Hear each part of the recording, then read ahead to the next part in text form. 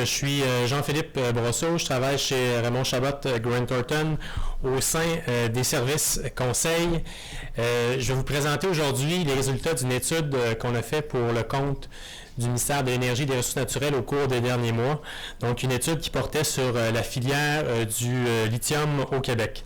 Donc, ça va un petit peu compléter ce que M. Zaguin nous a présenté dans la présentation qui précédait. Je vais y aller un petit peu plus macro, essayer de regarder l'ensemble de la filière au Québec. Donc, les objectifs précis de l'étude qu'on a fait étaient de détailler les activités de la chaîne de valeur du lithium au Québec, puis aussi de regarder c'était quoi les impacts économiques potentiels de son développement. Donc, comme on a vu, le lithium est doté de propriétés assez spéciales qui permettent de la fabrication notamment de batteries pour les véhicules électriques, puis aussi pour le stockage d'énergie. Dans les dernières années, la demande avait été principalement poussée par tout ce qui était le plus l'informatique, le matériel électronique. Par contre, au cours des prochaines années, la demande devrait être davantage poussée par les batteries pour les véhicules électriques, aussi pour tout ce qui est stockage d'énergie. Donc, il y a plusieurs pays qui tentent de concurrencer les principaux producteurs actuels. Donc, les principaux producteurs sont l'Australie, le Chili et la Chine. Au Québec, on a quand même plusieurs projets miniers qui pourraient se développer dans le secteur du lithium au cours des prochaines années. Donc, ça serait une excellente nouvelle pour compléter la chaîne de valeur qui est déjà assez présente de par les travaux notamment que fait l'IREC. Donc, la présentation va s'orienter autour des 6 principaux éléments suivants. D'entrée de jeu, je vais vous présenter l'illustration de la chaîne de valeur de lithium au Québec. Ensuite, je vais creuser un petit peu plus les sujets de l'extraction, de la transformation, de la fabrication des produits à base de lithium, ensuite de l'impact de l'utilisation des produits à base de lithium, et ensuite je vais survoler les principaux impacts macroéconomiques de la décarbonisation de l'économie du Québec. Donc, commençons avec la chaîne de valeur du lithium. Oups. Donc, on a défini la chaîne de valeur avec 6 principaux maillons. Donc, le premier maillon, bien sûr, c'est tout ce qui concerne l'extraction du lithium, donc à partir des entreprises minières. Le deuxième maillon, on parle de la première et la deuxième transformation, donc la transformation du lithium dans des matériaux par procédé industriel. Le troisième maillon, on parle de fabrication, donc tout ce qui est toute la manufacture de batteries et de véhicules à base de batteries électriques. Et aussi, ensuite, on parle de la phase d'utilisation, donc c'est l'ensemble de l'utilisation des batteries par le biais de véhicules électriques. Et finalement, le cinquième maillon, c'est ce qui concerne les récupérations, donc le recyclage des matériaux issus de la filière du lithium. Il y a un sixième maillon qu'on voit en parallèle qui concerne l'ensemble des centres de recherche. Donc, M. Zaguin nous l'a bien présenté tout à l'heure. Donc, eux travaillent à la fois au niveau de la transformation, de la fabrication, puis aussi de l'optimisation des phases de la phase d'utilisation des batteries dans les véhicules électriques. Donc, on voit qu'au Québec, on est déjà actif dans plusieurs des maillons de la chaîne. Donc, c'est une chaîne qui est en émergence. Donc, on voit sur le graphique ici, les rectangles qui sont davantage en mauve foncé on le voit ici dans le fond, c'est les entreprises qui sont déjà actives au Québec, et les rectangles qui sont en mauve plus pâle, c'est des maillons qui sont pas encore développés au Québec, mais qui ont certainement un potentiel. Donc, le Québec est justement propice au développement de la filière du lithium, notamment en ce moment, notre transport routier consomme 75% de produits pétroliers. Il y a le Québec qui a déposé aussi son plan d'action en 2015 pour l'électrification des transports. Donc, on vise à avoir 100 000 voitures électriques ou hybrides sur les routes du Québec d'ici 2020. Il y a aussi le circuit électrique d'Hydro-Québec qui facilite la vie aussi des gens qui ont des véhicules électriques, donc qui permettent de recharger ces voitures à des endroits partout sur le territoire du Québec. Donc, au niveau de l'extraction, on a déjà quelques projets miniers au Québec, notamment en Abitibi ou en Baie-James, qui inclut assez de lithium pour que ça soit exploitable. On a aussi au niveau de la transformation du lithium, on a déjà une usine au Québec, une entreprise qui s'appelle Johnson Matthey, qui produit une première transformation du lithium. Donc en ce moment, il est obligé d'importer le lithium qu'elle transforme. Le lithium transformé est ensuite utilisé pour fabriquer des batteries.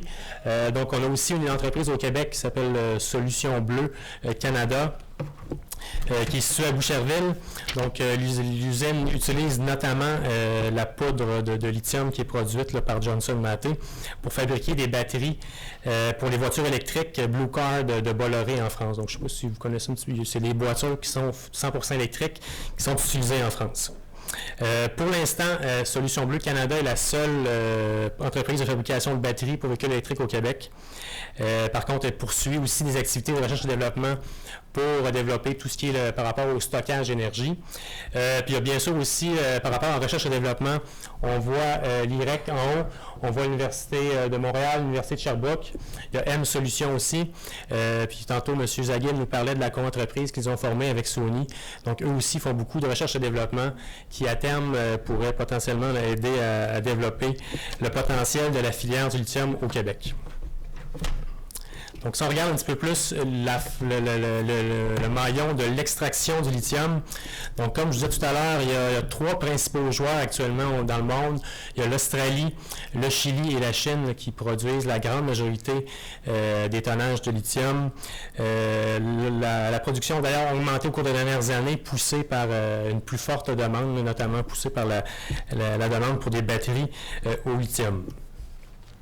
Quand on regarde où sont localisés les principaux gisements dans le monde, donc on voit qu'on a une bonne concentration quand même de gisements de lithium au Québec, également dans les prairies canadiennes. Il y en a également quand même plusieurs au niveau là, de l'Ouest américain. Le Chili, je vous le disais tout à l'heure, est un des principaux producteurs dans le monde. Donc, on voit qu'il y a quand même plusieurs gisements à ce niveau-là. Également, l'Australie, dans l'ouest de l'Australie, plusieurs gisements de lithium. Et au niveau asiatique, plusieurs gisements également. La production justement des mines de lithium est poussée là, par la forte croissance de la demande de lithium pour la fabrication de lithium, de batteries de lithium. Donc la demande devrait continuer à croître au cours des prochaines années. On voit là, qu'en 2011, c'était pas tellement les batteries pour véhicules électriques et hybrides là, qui expliquaient la demande de lithium, mais on prévoit que d'ici les 10 prochaines années, ça va être ça qui va expliquer là, la croissance dans le secteur du lithium. Donc potentiellement que les prochaines mines qui seront construites vont être rendues nécessaires justement par la forte croissance dans ce secteur-là.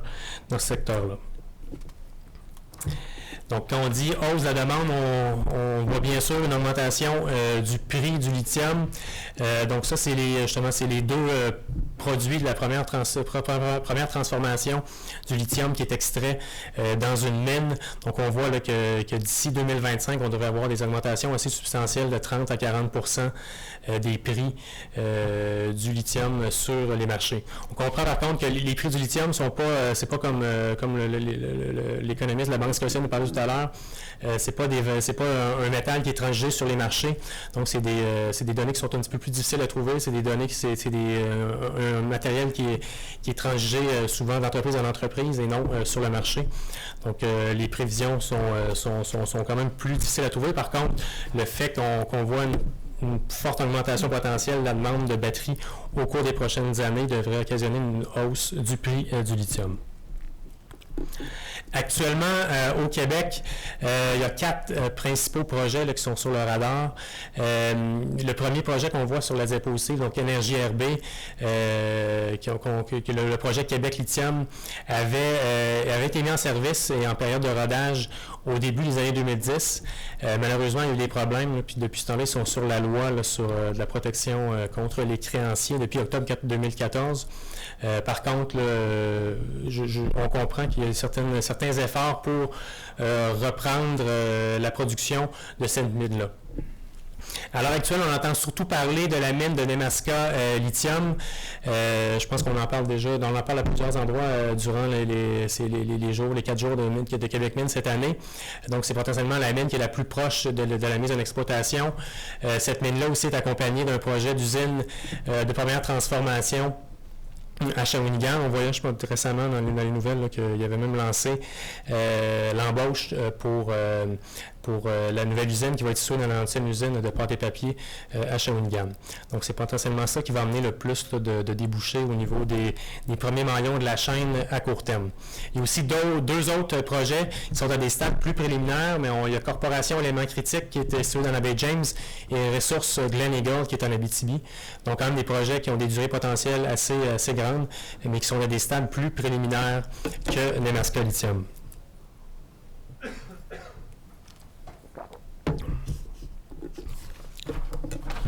Donc, comme je vous disais, dans le cadre du mandat, il fallait identifier quels étaient les principaux maillons de la chaîne de valeur, mais il fallait aussi regarder quelles étaient les retombées économiques potentielles du développement de la filière au Québec.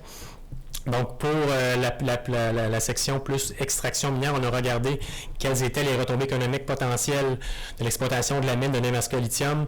Donc, sur la durée de vie de la mine, on voyait une durée de vie estimée d'environ 26 années. Donc, on parle d'un impact total sur le PIB du Québec de près de 2 milliards, des revenus fiscaux de près de 260 millions pour le gouvernement du Québec. Aussi, la création de nombreux emplois. En phase de construction, on parle d'environ 600 emplois et en phase d'exploitation, environ 500 emplois. Donc, ça amènerait quand même des nombreux emplois bien rémunérés pour le Québec. Quand on regarde au niveau de la transformation,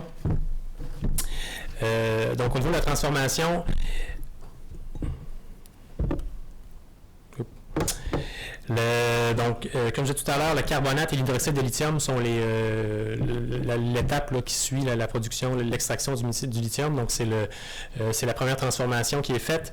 Donc, on voit justement que la croissance annuelle prévue de la demande est assez élevée aussi au cours des prochaines années, poussée par tout ce qui est véhicule électrique, tout ce qui est aussi stockage d'énergie. Donc, ça, c'est sûr que ça va pousser les activités de transformation à la hausse dans les prochaines années.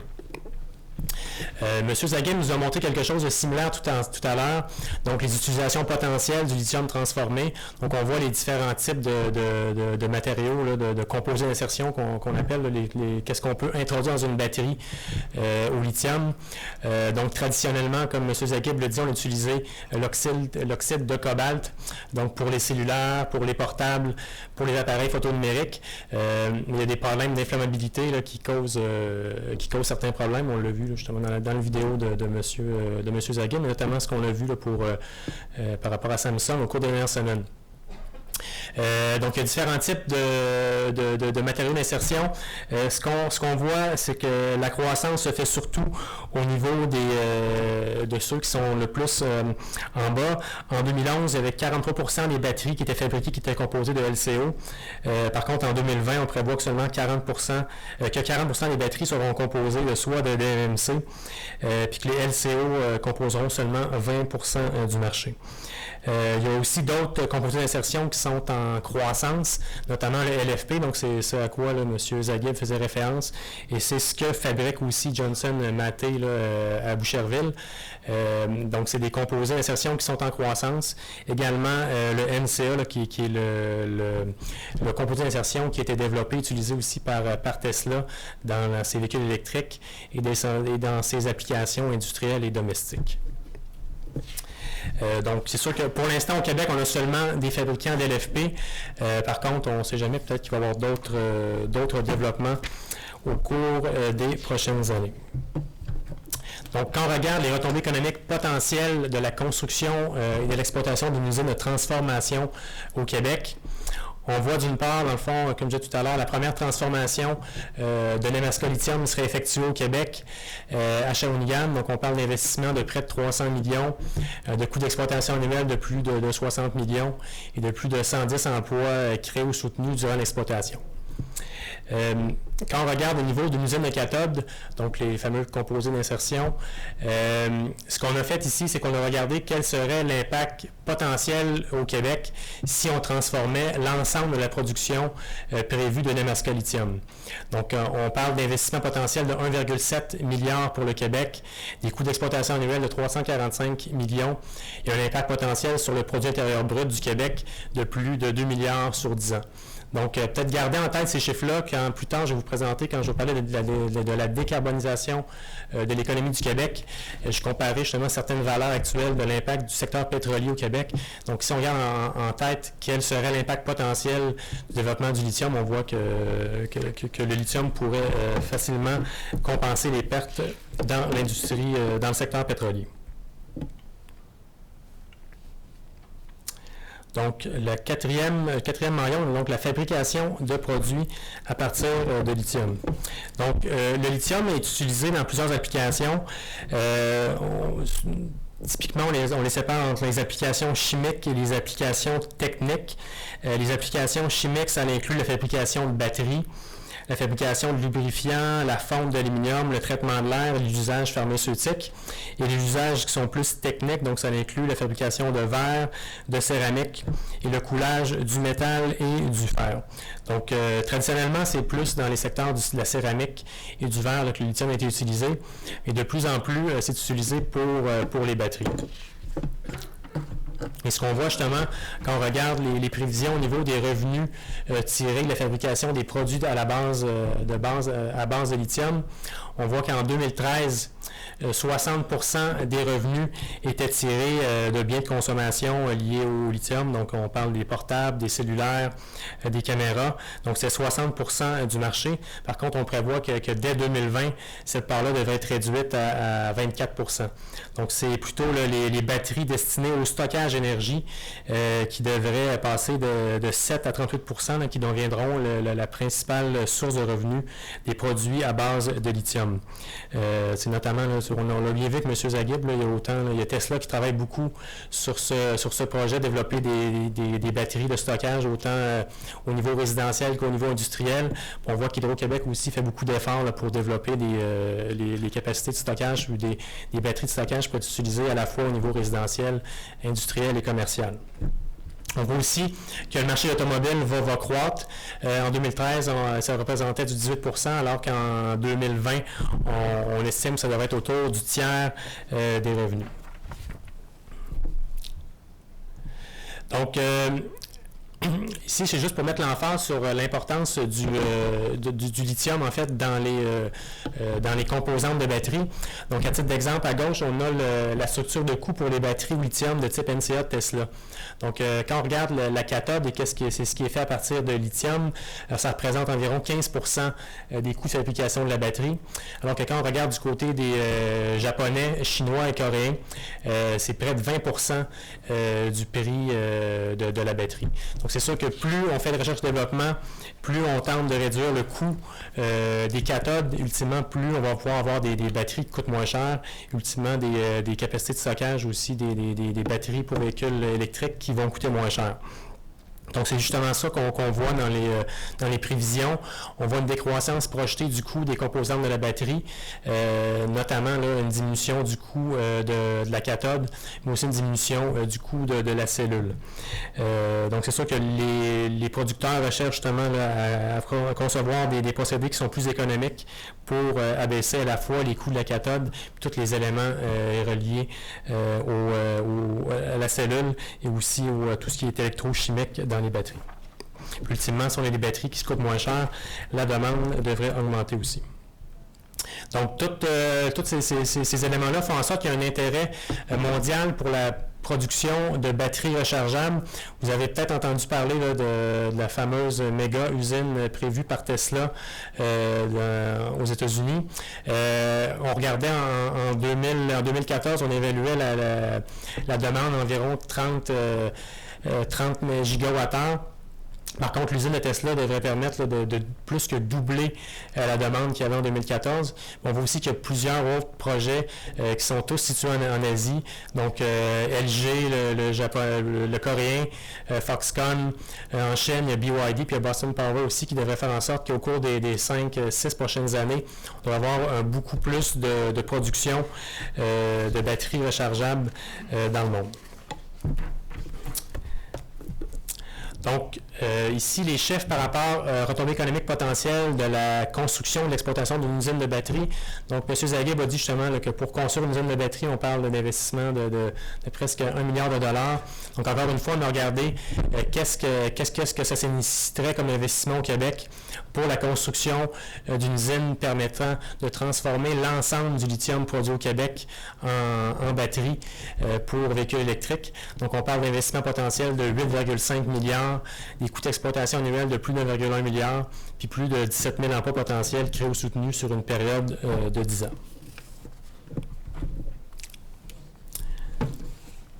Au niveau de l'utilisation des produits à base de lithium, donc comme je disais tout à l'heure, le gouvernement du Québec a développé un plan d'action qui vise à avoir 100 000 véhicules électriques et hybrides immatriculés dans la province en 2020. Il y a aussi divers projets qui sont en cours, notamment le gouvernement du Québec aimerait ça électrifier 95% des modes de transport en commun. En ce moment, on parle qu'environ 50% des déplacements qui sont faits dans des modes électriques comme le métro, le train de banlieue et les microbus. Il y a aussi le gouvernement du Québec qui a mis en place des rabais pour l'achat de véhicules électriques et hybrides. Donc ça devrait contribuer à l'accroissement de l'utilisation de véhicules à technologie électrique. Quel impact ça pourrait avoir justement sur la réduction des gaz à effet de serre au Québec? Donc ce qu'on a fait, c'est qu'on a comparé sur le cycle de vie quel serait l'impact potentiel de réduction des gaz à effet de serre des véhicules électriques, donc les deux premiers. Donc c'est simplement une technologie de batterie au lithium qui change, donc une NMC et une LFP par rapport à un VCI, donc un véhicule à combustion interne. Donc qu'est-ce qu'on voit? C'est qu'ultimement, une voiture électrique sur son cycle de vie permettrait de réduire de près de plus de 2/3 des gaz à effet de serre. C'est bien sûr poussé là, par la ligne de consommation de carburant. Donc, bien sûr, les voitures électriques ne consomment pas d'essence, consomment uniquement d'électricité. Donc, là-dessus, c'est très, très avantageux aux voitures électriques. Par contre, ce qu'on voit, c'est qu'au niveau de la fabrication, notamment de la batterie, le processus est un petit peu plus polluant que pour les véhicules à combustion interne. Donc, ce qui fait qu'au net, c'est pas une réduction de 100% qu'on observe là, pour la réduction des gaz à effet de serre. Quand on dit qu'il y a une réduction de la consommation d'essence, cette réduction-là va se concrétiser aussi en des réductions au niveau de l'argent dépensé par les propriétaires de véhicules. Donc, quand on regarde par un ratio de 100 véhicules, on parle d'économie de 1,5 million, donc environ 1 500 $ par véhicule. En contrepartie, on voit que l'essence qu'on dépense, on verra tout à l'heure, l'essence est à 100%, les produits pétroliers sont à 100% importés au Québec. Par contre, l'électricité serait potentiellement produite à 100% au Québec. Donc, le 352 000 $ peut être vu aussi comme une source de revenus additionnelle pour Hydro-Québec. Donc, outre les véhicules électriques, il y a aussi tout ce qui est stockage d'énergie. Donc là, M. Zaghib est parti, donc je peux parler de Tesla un peu. Mais donc ça, c'est la batterie domestique de Tesla, justement, qu'ils ont présenté l'année dernière. Donc, l'objectif de Tesla, c'est que les gens développent justement des systèmes autonomes dans leur maison avec des panneaux électriques, avec des batteries comme ça que tous les domiciles auraient. Donc, ultimement, dans les prix initiaux de vente, Tesla parlait d'un prix de 3 500 $ US pour une installation de 10 kWh et de 3 000 $ US pour une installation de 7 kWh. Donc, je vais compléter ma présentation en parlant un petit peu de l'impact justement macroéconomique potentiel de la décarbonisation de l'économie du Québec. Donc, ici, on voit la consommation annuelle en tonnes d'équivalent pétrole du Québec.